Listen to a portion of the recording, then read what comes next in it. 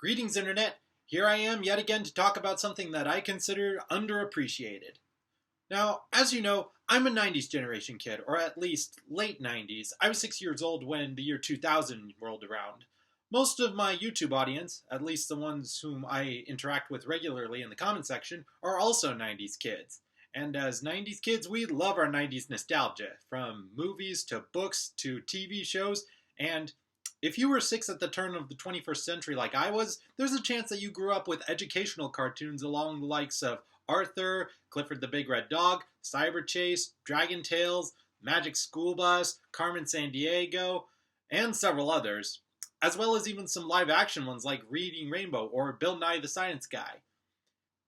And if you haven't seen any of those at least sometime in your life, well, okay then, but I still say you were missing out on some pretty cool stuff.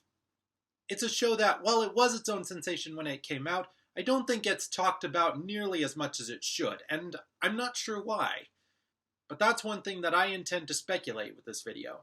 Now, for those of you who are unfamiliar with the TV show Wishbone, it was a series that premiered on PBS in October 1995, back when PBS wasn't exactly considered network television, and it ran for 2 seasons, capped off with a full-length made-for-TV movie called Dog Days of the West.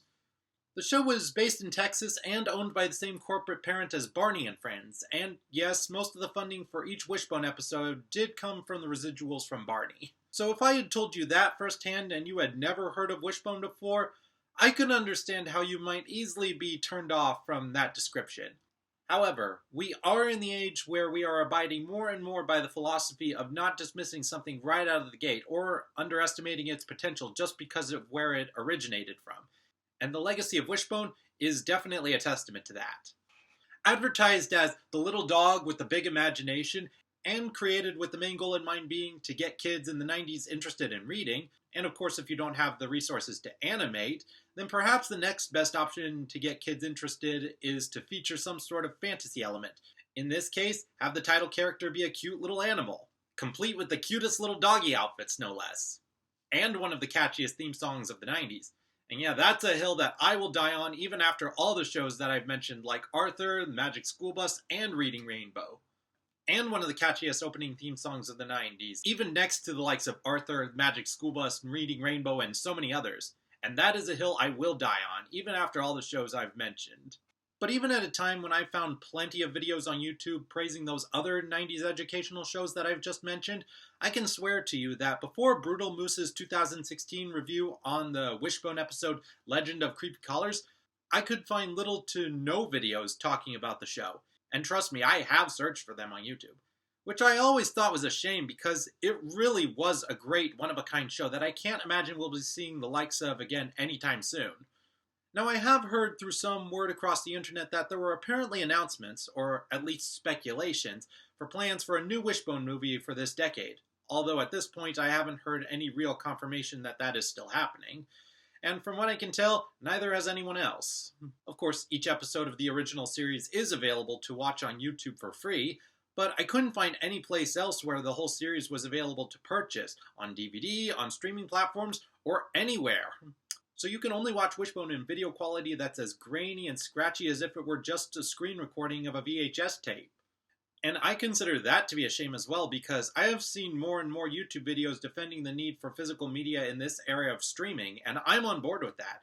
I really think that there's an unspoken benefit to having your favorite movie or show to watch without requiring internet access for it. But I still think that some shows like Wishbone really should be made available at least to purchase on Apple Store and download onto a mobile device. I mean, never mind that Barney is still going on today, but if it has past episodes available for streaming or on DVD, which it does, then I most certainly think that Wishbone should too. Now, of course, you've had a number of popular shows throughout the 80s and 90s that were made with the purpose of teaching kids to read or to rekindle their interest in reading and prove that books still have value in an age of TV programs and home media becoming more and more popular sources of entertainment. You had shows like Between the Lions, which was aimed at the same age range of kids as Sesame Street and also happened to be a Jim Henson property, which introduced kids to the basics of reading, specifically with spelling and pronunciation of basic words. Then you had shows like Reading Rainbow, made for kids of slightly older age to actually get into full story reading. And then with Wishbone, the goal was to introduce kids to works of classic literature that they would most likely encounter in a grade school curriculum. Most often it would be a famous novel, but they could also be short stories, poems, plays, folktales, or legends, etc. These works could be as ancient as thousand-year-old tales, or a novel short story as recent as the early to mid-1800s. Wishbone has taken on the likes of Tom Sawyer and Oliver Twist, which you've probably read in elementary school, to Sherlock Holmes, which I read Hound of the Baskervilles in my last year of middle school, to Romeo and Juliet, something that every English school has on their criterion at some point, in my case, my freshman year of high school, and Frankenstein. It was taught in the English course my senior year. And even more obscure works that kids might have been only exposed to for the first time via a Wishbone episode. Heck, the show could even be kids' exposure to more obscure non-Western world tales like Monkey King or Anansi the Spider. There's the YouTube channel called A Book Olive, where the content creator Olive has gone through quite the undertaking of developing her own Wishbone retrospective, covering every single episode from the series and Dog Days of the West. I'll provide a link to her playlist, which I strongly urge you to give a watch. The basic premise of Wishbone, if you've never seen it, is that the titular Jack Russell Terrier would be observing some sort of everyday dilemma going on in his world, or in a few specific cases being directly involved in it, and he would relate it in some way to the story of a classic work of literature. That's an excellent way of getting kids interested in a story that predates them, to try and get them to see how even the oldest stories may still have some relevance to their own lives in the modern day. Something which is even outright stated in a big conclusion speech at the end of the pilot episode, A Tale of Twain. The character of Wishbone was basically everything that you'd expect from a puppy. Exuberant, fun-loving, longing for attention, excitement, and of course, food. He would be given an in-head voiceover narration provided by a 24-year-old at the time Larry Brantley, and performed on-screen by Soccer the dog, along with 4 other stunt double terriers. And fun fact, the trainer for Soccer and his doubles was Jackie Captain, who served as an apprentice for none other than Frank Inn, the great dog trainer for the likes of Benji and Lassie. As for Larry Brantley, I recommend listening to his episode by the channel Purple Podcast, where he goes into more detail about his personal experience working on the show. He mentions that he takes a lot of inspiration from Homer Simpson's Dan Castellaneta. One of Brantley's best bits of advice for aspiring voice actors is, don't go for the voice, go for the character.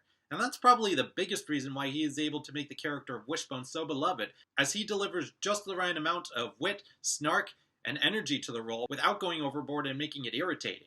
Aside from the character of Wishbone, the premise in the Oakdale, Texas setting is centered around his human family, consisting primarily of Wishbone's owner, middle schooler Joe Talbot, his mother Ellen, his 3 closest friends David and Samantha, and the neighbor Wanda Gilmore.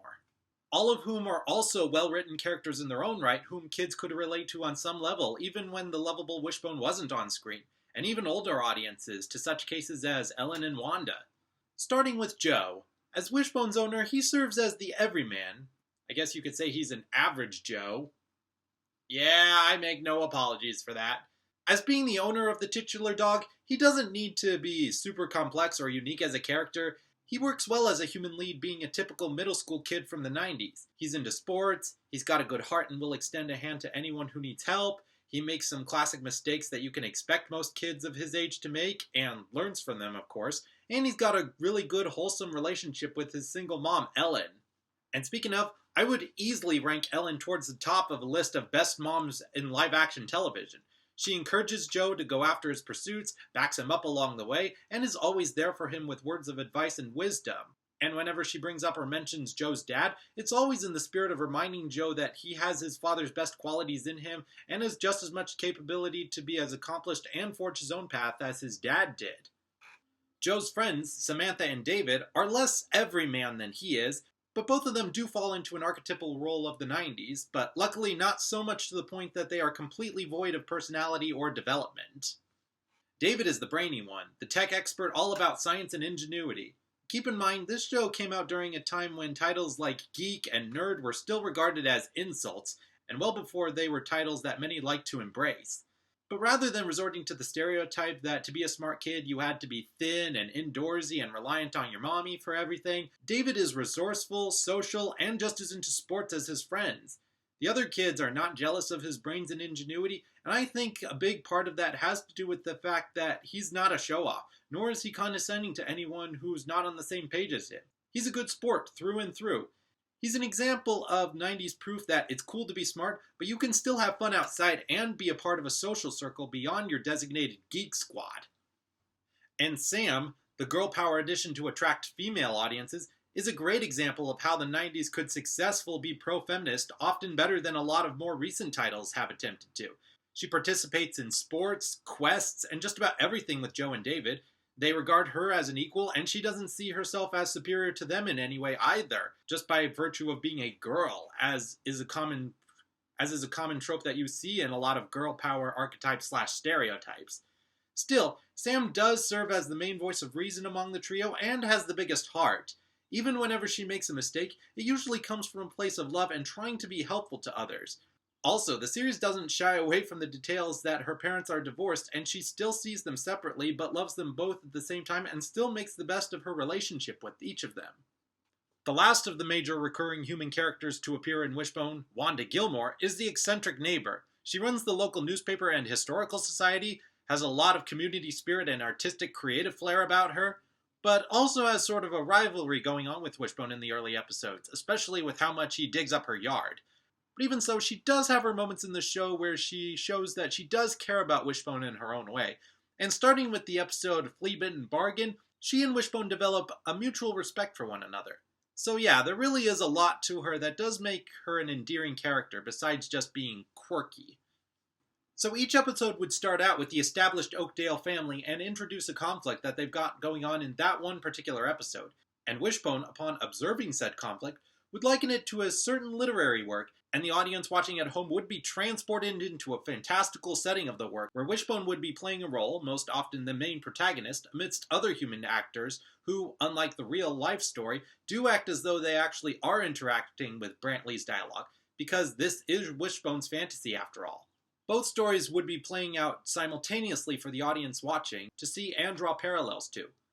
The episode Slobbery Hound frames the Hound of the Baskervilles next to a story of Wishbone being suspect of multiple crime scenes committed by some dog around the neighborhood.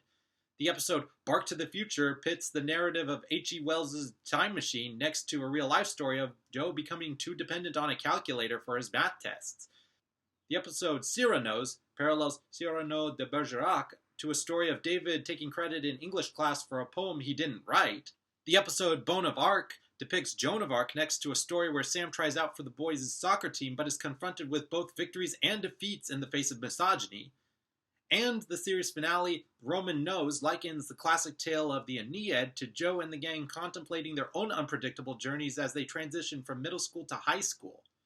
And as a bonus at the end of most episodes, before the credits would roll, there would be a 3 to 5 minute making of segment where the crew behind Wishbone, along with more voiceover commentary by Larry Brantley of course, would discuss the technicals for the making of the fantasy segments of the episode, which generally seem pretty basic and common knowledge, especially for the modern generation of the internet who had easy access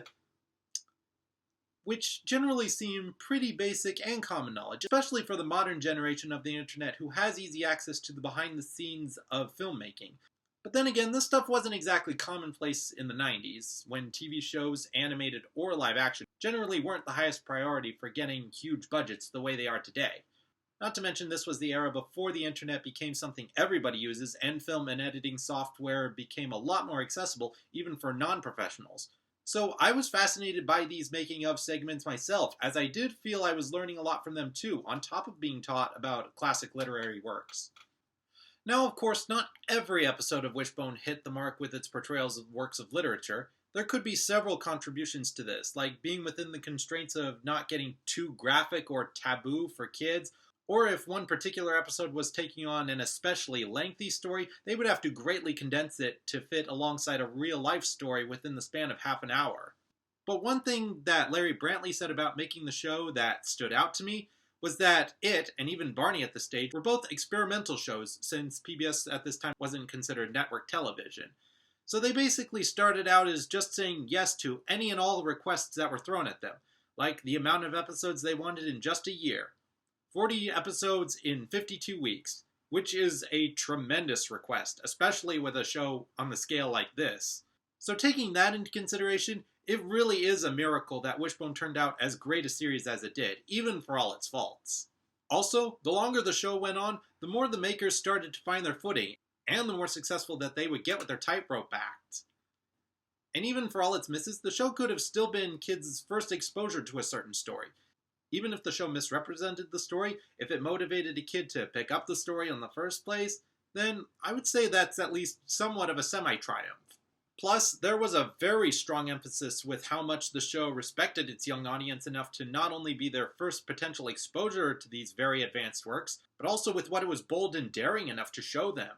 The show could get very serious with certain subject matter in the real-life storyline, but it wasn't afraid to get dark, without being too scathing, in the literary fantasy segments, like showing the grave robbing and murder scene of Tom Sawyer, even if it did tone down and leave out some of the more gruesome parts, or Joan of Arc being both shot with an arrow and burned at the stake, or a head of a cabbage in a guillotine in Tale of Two Cities, or even their visual depictions of war and the battlefield for the story Red Badge of Courage, even if, again, they had to tone down / remove a lot of more gruesome details. And the show can even be somber, like with the Native American story of the Deathless Voice. And yes, I know representation for non-white cultures was a bit different back in the 90s compared to today, but you can definitely tell from watching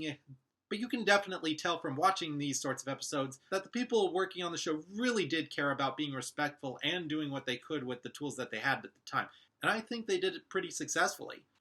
The aforementioned Halloween special, Legend of the Creepy Callers, obvious take on the Legend of Sleepy Hollow, is what I've seen regarded by most Wishbone fans as one of the best episodes of the series, and I would easily agree with that. I've even made it one of my own personal annual Halloween watches next to It's the Great Pumpkin, Charlie Brown. And a big part of that may have to do with the fact that it was a rare episode that extended to just under an hour long, and with Sleepy Hollow being such a short story, that meant that they could really tell the full story and capture the spirit of it without having to condense too much of the story or omit important parts of it. And on a side note, for me surprisingly, it was actually through Wishbone, not Disney, that I got my first exposure of Sleepy Hollow. But namely the case for that being that Ichabod and Mr. Toad was one of the few Disney titles that I did not own on VHS. But I would dare say that that version of the Headless Horseman scared me as a kid just as much as Disney's Headless Horseman, if I had seen that version first. And the real-world storyline of that same episode does have its own interesting, creative, and even gripping and fearsome plot line of Joe grappling with the idea of superstition and bad luck on Halloween during a scavenger hunt with his friends. And in the case of Wishbone being an introduction to certain classic works of literature for other people, I've heard some members of the Phantom of the Opera fandom, or the fandom as it's most often referred to, say that their first exposure to the material was through the episode Panton at the Opera. Yes, even before they saw the Lord Webber musical. On a tangent related to both Phantom and Sleepy Hollow, I have in a similar way become a fan of Hunchback, because of the early Wishbone episode that took on that story, The Hunched Dog of Notre Dame, which was released just mere months before the Disney movie, and I saw both roughly at around the same time. I can't remember which one first specifically, so I can't say which one was my first exclusive exposure to the story. I'm compelled to say that I saw the animated film first, but either way, I guess you could say that Wishbone was the first time I was made aware that this was a story that didn't originate with Disney, even though the Wishbone episode itself barely skims the surface of the story and is arguably even more watered down than Disney's version. So all in all, as I stated prior, the fact that Wishbone exists and is as good as it is nothing short of a miracle. The main reason that Wishbone didn't stay around past its first 2 seasons, despite being a sensation in its day, winning several awards and winning over audiences of all ages beyond its target demographic, was because of, get this, merchandising, or rather, lack thereof. Wishbone was discontinued because it didn't have the potential for toy sales that other children's shows at the time did. Also taking into consideration how the show cost a lot more money than most other PBS shows at the time, between all the sets, costumes, effects, and especially working with animals, one can easily assume that may have contributed to the early end of the show with few sources of income to pay for all of it. In a way, though, it is nice to know that it was all neatly tied up with an appropriate send-off, instead of running on until it hit quality decline, or even worse, till Soccer the dog and all his stunt doubles had no energy left due to the demands of the sets and schedules. Animals should always be treated right, and that includes not being overworked for the sake of entertainment. Plus, the final episode of the series, Roman Nose, not counting the made-for-TV movie Dog Days of the West, gave what is easily the best send-off for Joe and the gang, and that was probably the best place to end the show. So yeah, the show probably was in the best place it could be to end. But back to the point I initially brought up. Why doesn't Wishbone have any modern physical media releases or any place where you can purchase or stream the entirety of both seasons? And furthermore, why doesn't it get brought up much nowadays, even as a subject of 90s nostalgia? I mean, Larry Brantley does still receive fan mail even 3 decades after his performance, but like I mentioned before, it hasn't been nearly as big a topic of discussion as other shows from the 90s. Could it be that it's just too much of a product of the 90s? And I don't mean like Looney Tunes and Space Jam being used to advertise Air Jordans. I'm talking about, does it dwell too much on the lingo and fashion sense of the 90s? Can it really only amount to being a mere time capsule for nostalgia trips? Well, maybe I'm somebody who only knows how to view the 90s through my own childhood lens, so there's certainly the possibility that kids of this generation wouldn't think Wishbone holds up as well as I think it does. But I do know that I can watch shows that were clearly products before my time, and I can still appreciate them and think that at least parts of them still hold up. And how about releases? Do the original episodes, just wherever they are archived, not exist in a higher quality that would translate to home media or streaming nowadays? I will concede that the effects in Wishbone's fantasy sequences do certainly tend to be dated, and sadly there are even a few instances where some of the effects didn't even look up to date in the 90s. But I would argue that doesn't necessarily hinder the series as a whole, because the effects are used for Wishbone's fantasies, which are clearly that, fantasies. And besides, how many other classic movies or shows have held up over the years, even if the effects didn't always?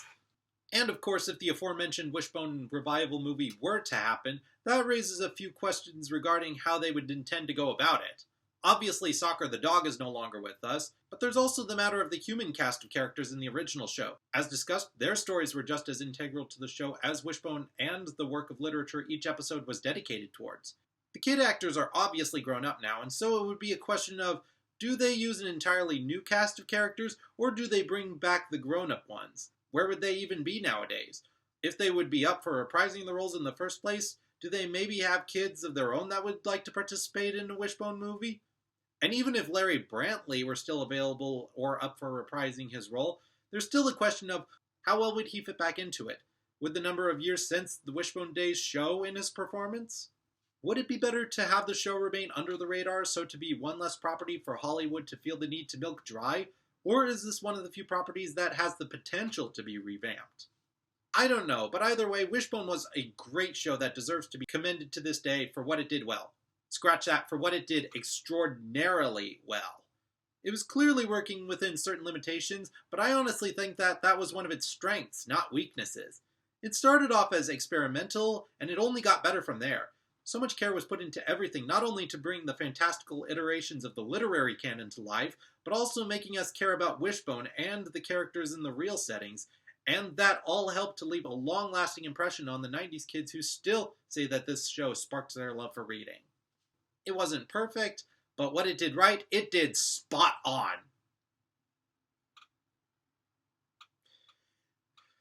But of course, if you want to share your thoughts on the Wishbone series, whether to add or debate or have anything else to say, I of course welcome that in the comments section. Have you seen any episodes of the show prior to me talking about it? And if so, was there any specific work of literature that it got you into? I love to hear from you. This is probably the last video I will be making before I go off with my family on a week-long vacation during the first week of May, so I look forward to interacting with you anytime before or after I get back. So until next time, take care.